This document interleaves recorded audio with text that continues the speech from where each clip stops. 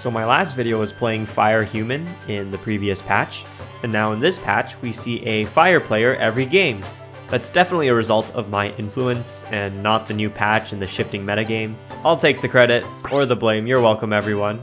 That was sarcasm obviously, but we are now in patch 5.9. There have been some substantial changes and shakeups to the game. Very exciting. I've already lost about 40 elo trying out the new stuff, but that's okay, it's to be expected and we'll get it back. This game, however, I start off with a super early Poliwhirl, and next round I find the units I need for a Water 3 opener, so at this point of the game I decide why not try out a classic Water Hyper Roll in this new patch. That means staying low level and rolling for lots of early evolutions. We'll be rolling away all of our money before hitting level 4, looking pretty much solely for one-cost water Pokemon. We're able to evolve ourselves a Wartortle, and then a second Poliwhirl, and then another roll of the shop, we're able to get ourselves a second Wartortle. Wartortle is a great backline water Pokemon with 3 range, and its ability can be quite lethal in the early stages. I tried to make and equip a Soldew, but I run out of time and the round starts. Fortunately, we're against a fairly weak grass team, and we're able to win no problem at all. And in the next shop, look at this, 2 Poliwags. We're only 1 Poliwag away from either Poliwrath or Politoed, and after a bit of rearranging my team, I decide to make a Lucky Egg. That's a great item on Poliwrath, and I'm fairly certain I'll be able to get it this game. So for now, I make one just to utilize its stats, and try to guarantee the win streak as I move forward. We'll take on a human fighting team, and with our evolved Poliwhirls and Water Synergy active, we just have way more stats and damage than our opponent's team does. And now we'll be trying to save as much money as we can, still focusing on our evolutions, but trying to make as much money as we can before Gyarados. We'll do one more final roll down before we hit level 5. Here's a pretty scary electric team with equal evolutions to ours, but the backline Wartortle with a Soldew is just too much for our opponent to handle. Another win for me, continuing the win streak. It would be great to win streak all the way to Gyarados, but scouting through my opponents, I did see some pretty intimidating teams, including that electric one. I wasn't sure if I was going to win or not, but for now, let's hope that we dodge the scary teams and win as much money as we can. Unfortunately, we do not get lucky, and we face a ground team with an evolved Shelgon as well as a 4-costed Gible. This player is level 5 with ground 4 synergy active, and there's really just not much I can do against that. Even if I did roll away all my money, I'm not sure if I'd be able to beat it, so that'll be the end of our win streak, but we'll continue along. The next round is great because I'm able to already evolve myself a Poliwrath. Poliwhirl's evolution changes depending on where your Poliwhirl is positioned on the board, and I want Poliwrath because it is a strong frontline Pokemon who does a ton of damage, especially with that Lucky Egg, and I also decide to give it a Wonder Box. As we continue along, we'll take on a Fire Human team, and check out the Poliwrath just instantly executing our opponent's Pokemon. Its potential damage is enhanced greatly by that Lucky Egg luck. And here is our Gyarados round, and the last round that will be level 4. We want to make use of our early shop pool odds and roll as much as we can until we hit a Blastoise. There are other 1-cost water Pokemon we could potentially go for, and we are able to evolve ourselves a Marill, but all I really want is a Blastoise, and we'll use the rest of our money to recover. Since we're going to be behind in terms of economy and level, after a good number of rolls, we're able to get ourselves a Blastoise. That's going to be our mid-game backline carry, and hopefully, alongside our unique portal Pokemon, we'll be able to coast through the mid-game, recover our lost economy, and we'll figure out our late game once we get there. So we'll take down Gyarados, grab ourselves a Heart Scale, and it's portal time. There's a single water symbol, and it's alongside the hotly contested fire and human symbols. We're able to grab it without problem, and look at that Hisuian Sliggoo. Amazing job to whoever worked on that sprite and all of its animations. Honestly, a huge shout out to any artist who has contributed to this game. Honestly, it's super impressive and deserves all the appreciation, but let's jump back into the game. Our water unique choice is Relicanth, and while Relicanth isn't really a game winner or anything, I'm checking out the ads that people have drafted into the game. There's a good number of fossils, including the Tyrant, which I added, who also has Dragon and Rock Synergy. That's good overlap with Relicanth and water as a whole, so I'm thinking maybe there's a Dragon fossil angle I could pursue here. Usually water Hyper Roll starts just translate to water 9, but with Relicanth and the current ads of the game, there's definitely some interesting angles I can pursue here. Anyways, here we'll take on a baby team, that's a guaranteed win. Blastoise puts itself on a most wanted list for excessive use of firearms, or I suppose that's technically water arms, not firearms, or water shoulders. Let's pick up a Twisted Spoon, and I'll swap in this Anorith. With Anorith, in addition to our water synergy, we also have Fossil 2 synergy, which allows our fossil Pokemon to come back to life once. When they hit 0 HP, they instantly recover a certain amount, and also gain a boost to their attack damage. We also have Aquatic Synergy, which sends out a wave, which pushes enemy Pokemon backwards. Great for protecting our backline Blastoise, as well as lining things up for its ability to hit multiple targets. The wave also heals our Pokemon and deals a little bit of damage. And let's see the synergies in action against this Fire Field team. If you see our Relicanth's HP go up, that's because it actually died and revived itself. And alongside our fully evolved water Pokemon, our team is just way too bulky for our opponent to handle. Another easy win, and selling our benched Piplups brings us to 50 money. Finally, we can start working on dumping some money into experience points. We also have a Carousel, which I'll be moving last in. I'm happy to pick up a Fossil Stone as that gives me a lot of versatility, especially if we're able to grab a second and make ourselves an Old Amber, because that would be another bump into Fossil Synergy. I also decided to make a Pokédoll to make our frontline just even more tanky. I know in previous videos I always advocate for a fluffy tail, but honestly there's not a lot of statuses to be concerned about this game. Yes, there are a lot of fire players, but their main source of damage is not the burns. And if anyone does decide to pivot into ghosts, recently nerfed by the way, Fossil's self-reviving effect is another way to counter the Ghost 8 curse. And overall, we haven't seen a lot of ghost action this game, call me a skeptic. And right as I say that, we go up against a Dark Ghost team. They only have a Ghost 2 curse active, so it's really not a problem. And our team is just way ahead of theirs in terms of strength. And glancing across our opponents, there is another Ghost player, but again, nothing to be concerned about. Now, in this round we hit level 6, which means we can start running Water 6 synergy. Not only is that more PP generation, but we also get a better fishing rod, which means better quality Pokemon fished up. Better fishing means more money, and more money means we'll be hitting our late game even earlier. And here we'll face off the other Ghost team. Curses are affecting our Pokemon stats, but it doesn't even matter because look at this Blastoise. Blastoise ain't afraid of no ghosts, just single-handedly doubling the entirety of our opponent's team's damage output. That is awesome, you love to see it. Now we're taking on Mewtwo, we're also almost level 7. Let's just speed through this as we get another Mystic Water that allows us to make a Water Stone, but I'm going to hold off on that just in case we decide to head more into a Fossil angle. We also grab a second Mystic Water, and as we throw ourselves up to level 7, we can throw Anorith back in, giving us Fossil 2 synergy once again. We'll take on an Electric 6 team. Unfortunately for them, not only do we outnumber them, but our fully evolved Pokemon are just too much to handle, as Blastoise and Poliwrath bring us to victory.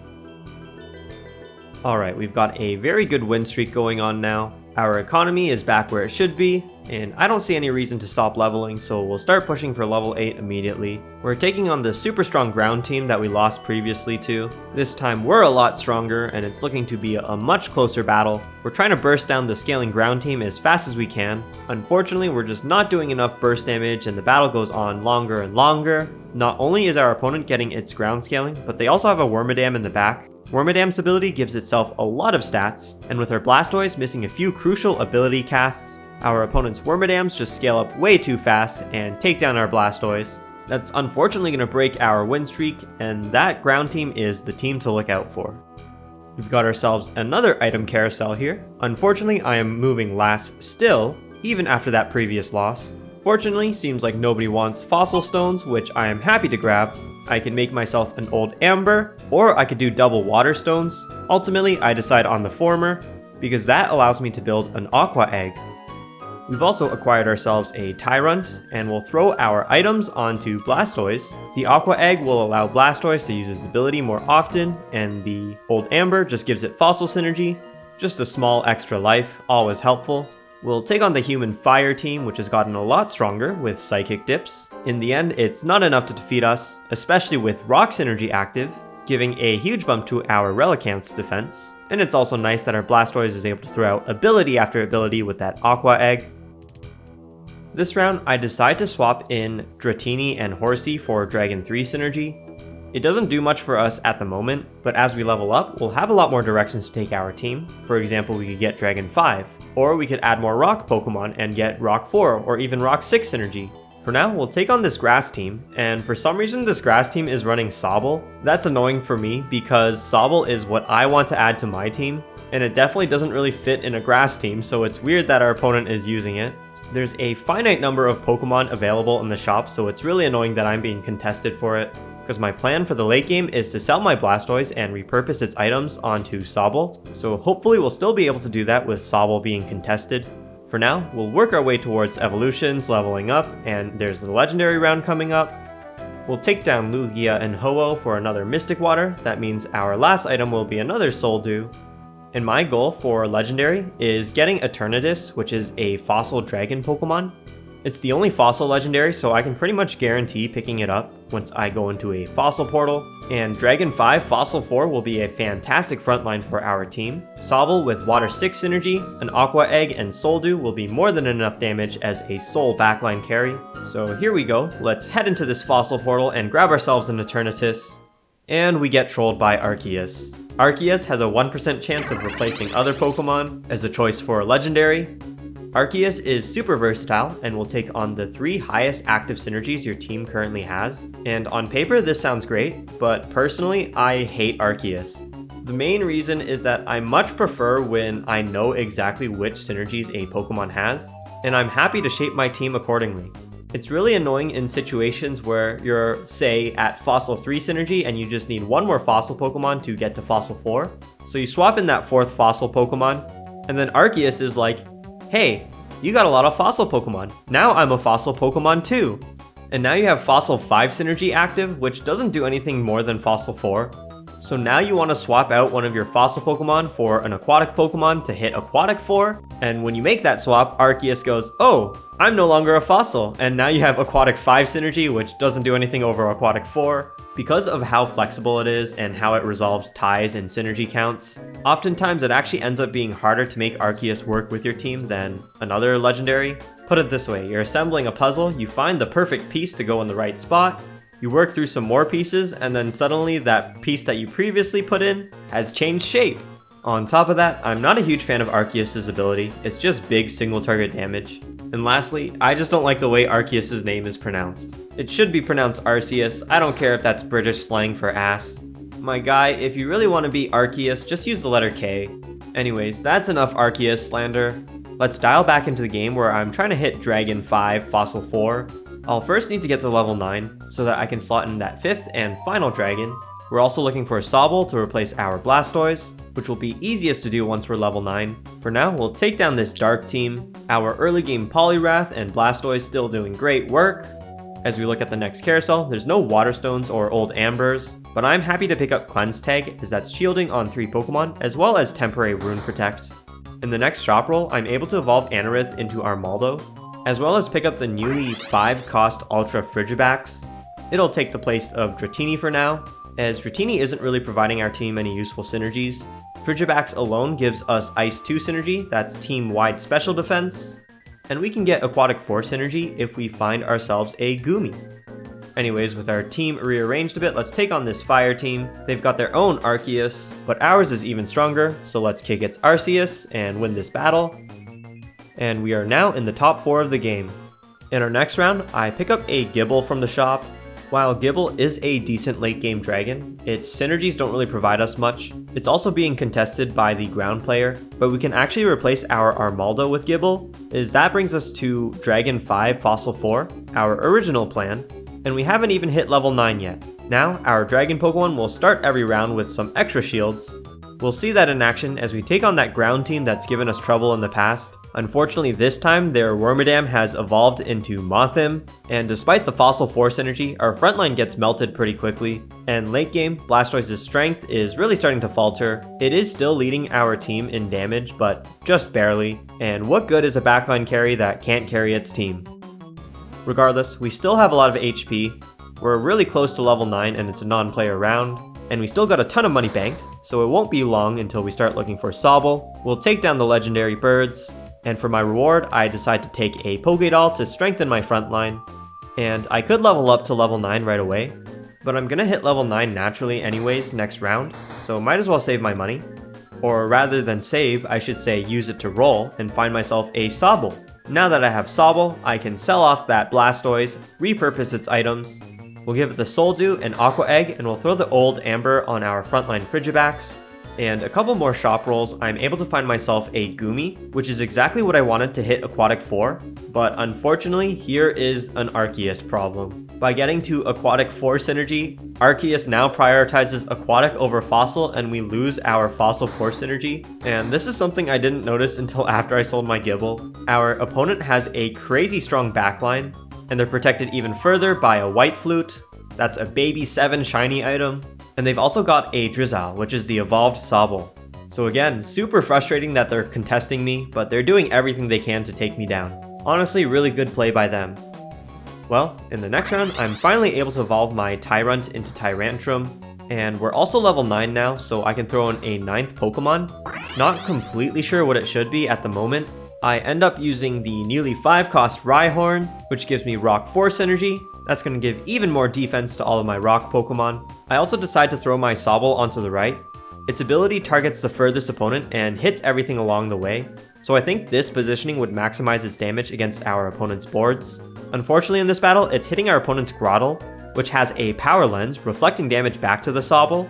And then our opponent's Zygarde, whose ability is just a random rainfall of arrows, lands an arrow right onto our Sobble, taking it out super early. If the Sobble was moved over just one space over, it would have likely been a win, since Sobble would have probably been able to take out Mothim before it was able to scale up, but for now we'll take a very close loss. But look at this item carousel has an old Amber, the exact item I need to hit Fossil 4 synergy, but the pesky Sliggoo knows that I'm trying to run Fossil 4, and they steal that old Amber away from me. Fortunately, I see a lot of potential in this Shiny Charm, which can make our Sobble temporarily invincible. Our frontline is already super beefy and protecting that Sobble. It shouldn't be taking damage too frequently, so Shiny Charm would pretty much just guarantee that it won't get sniped from some random ability. We're also really low health right now, so it's time to start rolling down. Fortunately, I'm able to find a second Sobble and a Ditto that gets me Drizzile. I also evolved my Rhyhorn into Rhydon, and that's going to be it for now as we head into our next battle. Now we're seeing Drizzile versus Drizzile. This time Drizzile is able to survive a little longer, but unfortunately our frontline is not doing enough damage. Our opponent's frontline with that White Flute is just a little too overwhelming. Our Drizzile is putting in a lot of work, but our opponent's Kartana with a Wide Lens locks onto our Drizzile and takes it out, and after that, we stand no chance. Alright, non-player around here. We're really close to getting a Kingdra, as well as evolving our Frigibax. I decide to spend just a bit of money this round, looking for one of those evolutions, and I'm able to grab myself a Kingdra. Also, a very crucial but important positioning change is that I move my Drizzile one slot over, just so that its ability will no longer hit that Grottle with a Power Lens. We'll take down the legendary beasts, and as a reward, I just pick up a Wonder Box. We're also only 1 or 2 losses away from death, so it's time to roll down my money. All the way down to 0. I really need to start winning these rounds. I'm buying all the Ultra Pokemon that I can just to increase the odds of finding Frigibax, which works out perfectly for me as I grab myself an Arctibax.